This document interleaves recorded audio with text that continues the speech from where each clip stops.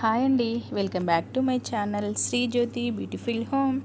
ఎలా ఉన్నారండి? అందరూ బాగున్నారా? నేను చాలా చాలా చాలా బాగున్నానండి. ఇక్కడ ఇంట్లో పనులన్నీ కూడా స్టార్ట్ చేస్తున్నానన్నమాట. ముందైతే బెడ్రూమ్ ఇవన్నీ కూడా క్లీన్ చేశాను అనుకోండి. అందులో నుంచి ఏమైనా దుమ్మున్నా, ఏదైనా చెత్త డస్ట్ ఉన్నా ఇంకా మనకి కింద పడిపోతాయి కాబట్టి ముందైతే బెడ్రూమ్ నుండి అయితే నా పనులన్నీ స్టార్ట్ చేస్తున్నానండి. ఇంటి ముందు డైలీ మనం వాటర్ పట్టేసుకోవడం, ముగ్గు వేసేసుకోవడం, ఆ పనులన్నీ పూర్తి చేసుకున్నాక ముందైతే టీ తాగేసానండి. ఇంట్లోకి వచ్చుడితోటి బ్రష్ చేసుకొని టీ అయితే తాగేసాను. తర్వాత ఇవన్నీ క్లీనింగ్ పనులు పెట్టుకున్నానన్నమాట. ఇక్కడ బెడ్రూమ్స్ అవన్నీ క్లీన్ చేసిన తర్వాత నేనైతే ముందు టిఫిన్ చేసేసామండి. మా బాబు వచ్చాడు, టిఫిన్ కూడా చేసాము. టిఫిన్ చేసిన తర్వాత తోమాల్సిన గిన్నెలు కూడా సింక్లో ఉన్నాయండి. మనం తినేసాక మిగిలిన పనులు చేసుకోవచ్చులే అనేసి టిఫిన్ చేసేసి ఇక్కడ ముందు రోజు క్లీన్ చేసి పెట్టుకున్న గిన్నెలు ఉన్నాయి కదా, ఇవన్నీ కూడా సర్ది పెడుతున్నాను అన్నమాట. ఇవైతే 2 days గిన్నెలండి. ఏ రోజువి ఆ రోజు పెడదాం అనుకుంటున్నాను. గిన్నెలు కొన్ని ఉండడంతో తోమినవి తోమినట్టు బౌల్ స్టాండ్లో పెట్టేసి అలాగే వదిలేసానన్నమాట. అవన్నీ కూడా చక్కగా ఆరిపోయాయండి. అందులో వాటర్ కానివ్వండి, తేమ ఏమీ లేకుండా నీట్గా ఆరిపోయాయి. గిన్నెలన్నీ ఆరిన తర్వాత ఇప్పుడైతే అన్నీ సర్దుకుంటున్నాను. ఇలా ఎక్కడవక్కడ అన్నీ నీట్గా చూసుకుంటూ కబోర్డ్లో అయితే సర్దుకుంటున్నానండి. తోమాల్సిన గిన్నెలు కూడా సింక్లో ఉన్నాయి. మరీ ఎక్కువ లేవు కానీ కొన్ని ఉన్నాయి అన్నమాట. అవన్నీ కూడా క్లీన్ చేసేసుకోవాలి. ఇక్కడ స్టవ్ బర్నర్స్ ఇవన్నీ ఉంటాయి కదా, స్టాండ్స్, అవన్నీ కూడా క్లీన్ చేసుకున్నానండి. అప్పుడప్పుడు ఆయిల్ మనము కర్రీ చేసేటప్పుడు ఆయిల్ లాంటివి చిల్లుతూ ఉంటాయి కదా, అవన్నిటికి కూడా జిడ్డుగా ఉంటుందనేసి నేను ఇలా వాటిని ఒక 3-4 daysకి ఒకసారి అయితే అవన్నీ కూడా స్టాండ్లన్నీ తోమేస్తానండి. నార్మల్గా స్టవ్ డైలీ తుడుస్తూనే ఉంటాము, అయినా కూడా ఒకసారి ఇలా అవన్నీ కూడా కడిగేసుకుంటే బాగుంటుంది అనేసి కడిగేసానన్నమాట. ఇక్కడ స్పూన్స్ అలాగే గిన్నెలు ఇవన్నీ కూడా ఎక్కడక్కడ సర్దుతున్నానండి. ఇక్కడ మిక్సీ దాంట్లోనే అవి కూడా పెట్టేశానండి.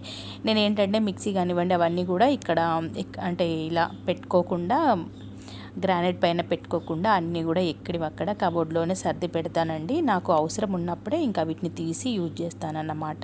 నాకు పని అయిపోగానే మళ్ళీ ఎక్కడివక్కడ సర్ది పెట్టుకుంటాను. నాకు ఎక్కువగా డైలీ యూజ్ చేసే వస్తువులే చేతికి దగ్గరలో అందేలాగా పెట్టుకుంటానన్నమాట. ఇక్కడ గిన్నెలన్నీ కూడా సర్దేసుకోవడం అయిపోయింది. ఇక్కడ స్టవ్ దగ్గర ఇవంతా కూడా తుడుచుకుంటున్నానండి. అంతా కూడా లిక్విడ్ వేసి నీట్గా తుడిచేస్తున్నాను. ఇదైతే మార్నింగ్ టైం అన్నమాట. అసలు ఎంతలా ఉబ్బరిస్తుందంటేనండి, చాలా ఉడకబోస్తుంది. ఇప్పుడు టైం అయితే 9:30 ఏమో అవుతుందండి. మనకి 8కే ఎండ ఫుల్ స్టార్ట్ అయిపోతుంది కదా. కిచెన్లోకి రావాలంటే మాత్రం ఎంతో ఇబ్బందిగానే ఉందండి. అసలు మాకేంటంటే ఇటు మెట్ల సైడ్ విండో వచ్చిందండి. ఇటు నుండి ఎక్కువగా గాలి అన్నది రాదు. విండో తీసినా కూడా ఎక్కువ గాలి అయితే ఏమి రాదండి. మనకి ఇటువైపు వేరే వైపు కూడా ఒక విండో ఉంటే మనకి కొంచెం గాలి వచ్చేది. కాకపోతే ఏంటంటే మేము అప్పుడు ఎక్కువ విండోస్ అయితే కిచెన్లో వద్దని పెట్టలేదండి. ఎక్కువ విండోస్ పెట్టామనుకోండి మనకి కబోర్డ్ మనకి షెల్ఫ్లు కానివ్వండి, ఇలాంటి కబోర్డ్ ఇవి ఏమి పెట్టుకోవడానికి కరెక్ట్ యూజ్ ఉండదు, ప్లేస్ అంతా వేస్ట్ పోతుంది. అందుకనేసి అయితే పెట్టలేదన్నమాట. ఇలా స్టవ్ దగ్గర ఒక్కటి మాత్రమే విండో పెట్టాం. అది కూడా చూసారు కదా, చాలా పెద్దగానే ఉందండి విండో. కాకపోతే మాకు అటు పక్కన మెట్లు రావడం వల్ల గాలి అన్నది ఎక్కువగా లోపలికి రాదు. అప్పుడప్పుడు వస్తుంది, కొంచెం వస్తుంది అన్నమాట, మరి ఎక్కువగా రాదు. పైన ఫ్యాన్ కూడా ఉందండి. పైన అంటే కబోర్డ్ లోపల అన్నమాట. మనకి చిన్న టేబుల్ ఫ్యాన్ ఉంటుంది కదా, అది ఉందన్నమాట. దాన్ని తీసి అయితే నేను హాల్లో పెట్టుకోవాలనుకుంటున్నాను. కిచెన్లో పెడదాం అనుకుంటున్నానండి. ఎందుకంటే మనకి కనీసం గిన్నెలు తోమేటప్పుడైనా ఇదంతా కూడా నీట్గా సర్దేటప్పుడైనా కొంచెం మనకి గాలి వస్తుంది కదా. వంట చేసేటప్పుడైతే ఎట్లాగో ఫ్యాన్ లాంటివి ఏమీ వాడము. ఎందుకంటే గాలికి మళ్ళీ వేడి ఎక్కువ అయిపోద్దండి, కిచెన్ అంతా వేడైపోతుంది. మనం జస్ట్ ఇలా గిన్నెలు తోమేటప్పుడు కానివ్వండి, గ్రానైట్ క్లీన్ చేసుకునేటప్పుడు, గిన్నెలు సర్దుకునేటప్పుడు పెట్టుకుందాం అనుకుంటున్నాను. తీయాలి, దానికి ఎంత డస్ట్ ఉందో చూసి అది క్లీన్ చేసి అయితే పెడదాం అనుకుంటున్నాను. మా బాబు వచ్చాడు కదా, వాడు వస్తే నాకు ఇలాంటివి చాలా వరకు హెల్ప్ చేస్తాడన్నమాట. చిన్న చిన్న రిపేర్లు ఉంటాయి కదా, అవన్నీ చేస్తారండి. మగపిల్లలకి అవి బాగా అలవాటు అండి. వాళ్ళు ఎక్కడ నేర్చుకోవాల్సిన పని లేదు, వాళ్ళు ఆటోమేటిక్గా ఇలాంటి పనులు చేస్తూనే ఉంటారు. మా అబ్బాయికి అయితే చెప్పానన్నమాట, చాలా ఉడకబోస్తుందిరా, తీసి దాన్ని సెట్ చేసి పెట్టు అంటే పెడతా మమ్మీ అని చెప్పాడు. నెక్స్ట్ డే అయితే ఇక్కడ ఫ్యాన్ అయితే ఫిట్ చేసుకుందాం అనుకుంటున్నానండి. ఇంక ఇక్కడ గిన్నెలన్నీ తోమేసుకోవడం అయితే కంప్లీట్ అయిపోయిందండి. అలాగే ఇంకా బ్యాక్ సైడ్ మనకి ట్యాప్స్ వెనకాల ఉన్న టైల్స్ అవన్నీ కూడా నీట్గా లిక్విడ్తో అయితే తుడిచేసానండి. ఎందుకంటే మనకి ఎక్కువగా వైట్వి కాబట్టి ఏవైనా పడితే కూడా మరకలు అలాగే కనిపిస్తాయండి. అంటే వాటర్ పడిన మరకలు కూడా అలాగే ఉంటాయి అన్నమాట. ఇంకా దానికోసమని నేనైతే 1-2-3 సార్లు నీట్గా కడిగేస్తూ ఉంటాను. ఇంక ఇక్కడైతే ఇదంతా కూడా నీట్గా కడిగేయడం అయిపోయిందండి. సింక్ అంతా కూడా తోమేశాను. ఇంకా మనకి స్టీల్ది కాబట్టి లోపల చాలా తొందరగా క్లీన్ అయిపోతుందండి. మనకి ఎలాంటి జిడ్డులాగా ఏమీ ఉండదు. చాలామంది ఏంటంటే బండతోనే చేపిస్తారన్నమాట. మనకి ఇప్పుడు గ్రానైట్ ఉంది కదా, దాంతోనే చేపిస్తారు. కానీ అది తొందరగా పాడైపోద్దంట అండి.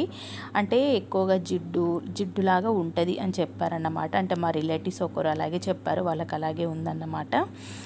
ఇంకా మనకి స్టీల్ పెట్టుకోవడం బెటర్ అండి. కొత్తగా ఎవరైనా హౌస్ కట్టుకునే వాళ్ళైతే కంపల్సరీ కిచెన్లో ఇలా సింక్ అన్నది స్టీల్ దాంతోనే పెట్టించుకోవాలి. అస్సలు ఇలా గ్రానైట్తో మాత్రం పెట్టించుకోవద్దు. ఇంక ఇక్కడైతే చాలా ఉడకపోసేసరికి నేనైతే ఫేస్ అంతా కూడా వాటర్ పోసేసుకున్నానండి చల్లగా. ఇంకా తర్వాత వాటర్ అయితే తాగేసాను. ఇంకా మనం డైలీ వాటర్ అయితే ఎక్కువగా మనకు దగ్గరలోనే ఉంటాయి, ఎప్పుడు తాగుతూనే ఉంటామండి. ఇంకా సమ్మర్ కాబట్టి ఎక్కువగా వాటర్ తాగుతూ ఉండాలండి. ఎందుకంటే మన బాడీ వీక్ అవ్వడానికి మెయిన్ మనకు సరిగ్గా వాటర్ తీసుకోకపోవడమేనండి. ఇంకా మనకి సమ్మర్లో ఏంటంటే చాలా తొందరగా వీక్ అయిపోతూ ఉంటాము. ఇంకా మనకి ఎక్కువ ఉడకపోస్తుంది, మనకు ఎక్కువగా చెమట రావడం వల్ల మనం తొందరగా నీరస పడిపోతాము.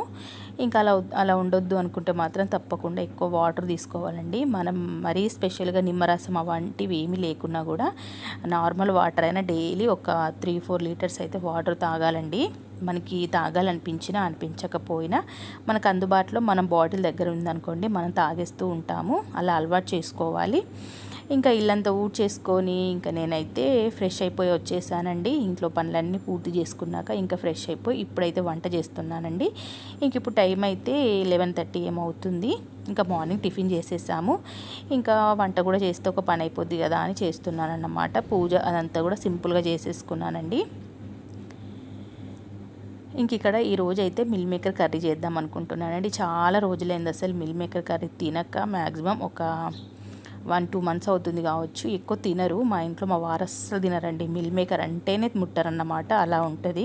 ఇంకా మా బాబు వచ్చాడు కాబట్టి వాడికి నాకైతే ఫుల్ ఇష్టం అండి మిల్ మేకర్. మా పాప తినదు, మా వారు తినరు. వాళ్ళిద్దరికీ కొన్ని అలవాట్లు అలా ఉంటాయి. ఇంకా నేను ఎలా చేస్తున్నానో మీకు చూపిస్తున్నానండి. నేను మిల్ మేకర్ కర్రీ ఇలా చేశారంటే చాలా బాగుంటుంది. ఇంతకుముందు తినకపోయేవాళ్ళు నేను ఇలా చేస్తున్నప్పటి నుండి, అంటే మ్యాక్సిమం నేను ఇది యూట్యూబ్లో చూసి నేర్చుకున్నాను ఇలా చేయడం. ఇంతకుముందు ఇలా చేసేదాన్ని కాదు, వేరేలా చేసేదాన్ని. ఇంక ఇక్కడ ఒక పక్కనైతే రైస్ పెట్టేశానండి. రైస్ కూడా మనకి అన్నం అవుతుంది. ఇంకా మా వారికి గట్క కూడా చేసేసాను, పక్కకు పెట్టేశాను.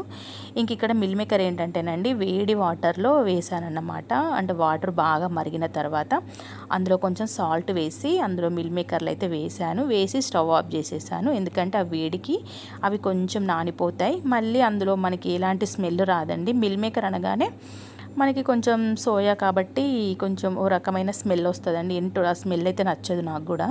కాకపోతే మనం చేసే విధానాన్ని బట్టి కర్రీ టేస్ట్ బాగుంటుందండి. ఇంక ఇక్కడైతే అవి నానబెట్టేశాను. ఆ తర్వాత కావాల్సిన ఆనియన్స్, పచ్చిమిర్చి అవన్నీ కూడా కట్ చేసుకుంటున్నాను. ఇంక ఇక్కడ చూసారు కదా, వేడి నీళ్ళల్లో అయితే నానబెట్టేశానండి మిల్ మేకర్ని. ఇంకా వీటిని కొంచెం వడగట్టేశానంటే, అంటే వేరే ఒక జల్లెల్లోకి వడబోస్తాను. అవి కొంచెం నానిపోయాయి. మరీ ఎక్కువ నానాల్సిన అవసరం లేదండి. మనకి ఎట్లాగో కొంచెం కర్రీలో కూడా ఉడకాలి కదా, వాటికి ఉప్పు కారం అన్నీ కూడా పడతాయి కాబట్టి ఇంక ఇక్కడైతే ఇలా జల్లెల్లో అయితే వడబోసేసాను. ఒక 2 టైమ్స్ అయితే నీట్గా కడిగేసానండి. కడిగేసి మళ్ళీ వడగట్టేసుకున్నాను. ఇంక ఇక్కడైతే స్టవ్ ఆన్ చేసి ఇంకా గిన్నె పెట్టేసుకుంటున్నానండి. చాలా బాగుంటుందండి. ఇలా చేసి చూడండి మిల్ మేకర్ కర్రీ, మీరు కూడా చాలా బాగుంటుంది. తినని వాళ్ళు కూడా ఇంట్రెస్ట్గా తింటారండి. నేను ఇలా ఇది 3 టైం అనుకుంటా అండి ఇలా చేయడము. ఇలా చేసినప్పటి నుంచి కొంచెంగా మా వారు తింటున్నారు, అలవాటు అవుతున్నారన్నమాట. కాకపోతే తినాలండి, మిల్ మేకర్ కూడా చాలా మంచిది మనకి. అవి సోయావి కాబట్టి చాలా మంచిదన్నమాట హెల్త్కి.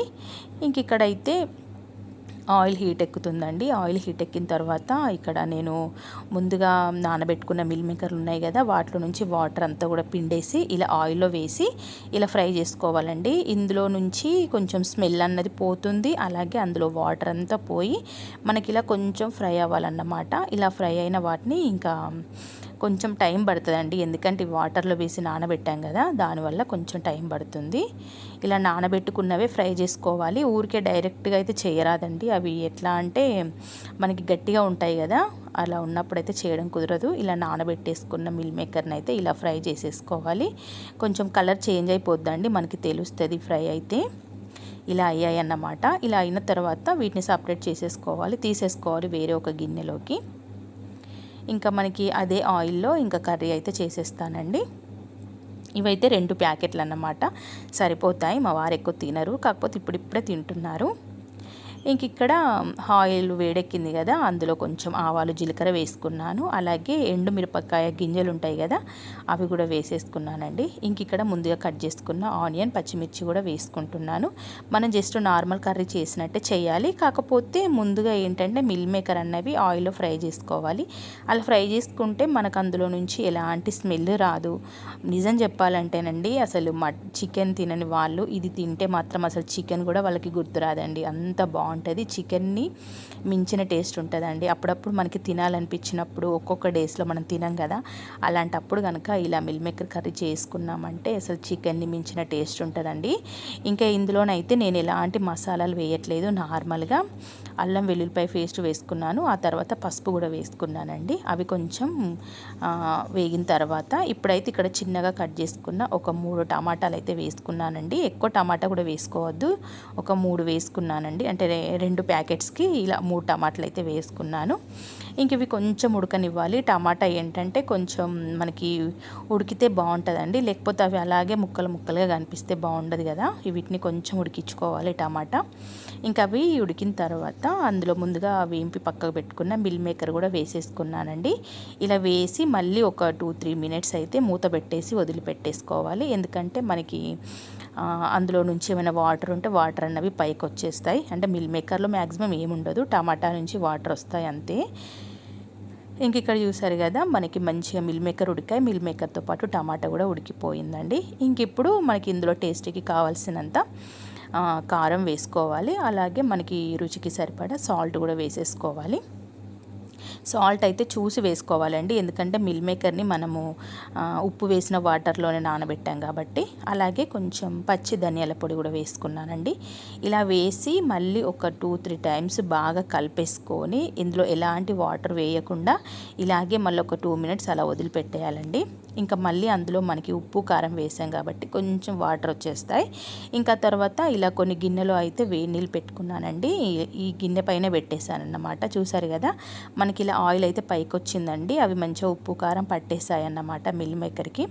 ఆ తర్వాత వేడి చేసుకున్న వాటర్ని ఇలా మిల్ మేకర్లో వేసుకున్నామంటే మనకి ఇంకొక 2-3 మినిట్స్ సిమ్లో పెట్టి ఉడికించుకున్నామంటే మనకి కర్రీ రెడీ అయిపోతుందండి, చాలా బాగుంటుంది. ఇంకా కొత్తిమీర అదైతే లేదన్నమాట ప్రజెంట్ ఇంట్లో, ఇంకా కొత్తిమీర అయితే వేయలేదు. ఇంకా వేడివేడిగా రైస్ కూడా రెడీ అయిపోయిందండి. ఇంక ఇక్కడ చూసారు కదా, ఎంత బాగుందండి, చాలా బాగుందండి టేస్ట్ కూడా. అంటే తినని వాళ్ళు కూడా మిల్ మేకర్ని ఇష్టంగా తింటారండి, నాకు అర్థమైపోయింది ఇలా చేయడం వల్ల. ఇంతకుముందు మా వారు అస్సలు తినేవారు కాదు, ఇలా చేసినప్పటి నుంచి ఇప్పటికి ఒక 2 టైమ్స్ అయితే కొంచెం కొంచెంగా తింటున్నారు. టేస్ట్ మాత్రం సూపర్గా ఉందండి. మనం ఇలా చేస్తే దీంతో పాటు మనకి బిర్యానీ కూడా సేమ్ ఇదే ప్రాసెస్ అండి, కాకపోతే అందులో కొంచెం మసాలా స్పైసెస్ అయితే వేసుకోవాలి. సో ఇక్కడ ఏంటంటేనండి, ఇంకా వీళ్ళైతే వైశ్యులు అన్నమాట. అంటే మన ఇంటి ముందు టెంపుల్ ఉంది కదా, వాసవి కన్యక పరమేశ్వర అమ్మవారి టెంపుల్ ఉంటుంది అన్నమాట, అక్కడ ఫంక్షన్ హాల్ కూడా అండి. అందులో ఇంకా అక్కడ మ్యారేజ్ ఉందండి. ఇంకా వాళ్ళు ఏంటంటే అమ్మాయి వాళ్ళు అబ్బాయి వాళ్ళు ఇలా ఎదుర్కొంటున్నారు. ఇంకా వాళ్ళు ఇలా ఒకరికి ఒకరు పూలదండలు అలాగే ముత్యాల దండలు ఒకరి నుంచి ఒకరికి వేసుకోవడం చాలా బాగా అనిపించిందండి వాళ్ళని చూస్తూ ఉంటే. అంటే లేడీస్కి వేసుకోవడం, జెంట్స్కి వేసుకోవడం, ఇలా వాళ్ళ ఆచారం బాగుందన్నమాట. మ్యాక్సిమం మన ఇంటి ముందు అయితే వాళ్ళు ఒక 1 అవర్ కంటే ఎక్కువసేపు ఉన్నారండి. ఇలా చాలామంది అలా చేస్తూ ఒకరి నుంచి ఒకరికి అలా చూడడానికైతే బాగా ముచ్చటగా అనిపించిందండి నాకైతే. ఇంకా వాళ్ళని చూస్తూ ఇక్కడే ఉండిపోయాను అన్నమాట చాలాసేపు. ఒక చిన్న వీడియో అయితే క్లిప్ తీశాను. ఓకే ఫ్రెండ్స్, వీడియో నచ్చిందా? నచ్చితే లైక్ చేయండి, సబ్స్క్రైబ్ చేసుకోండి.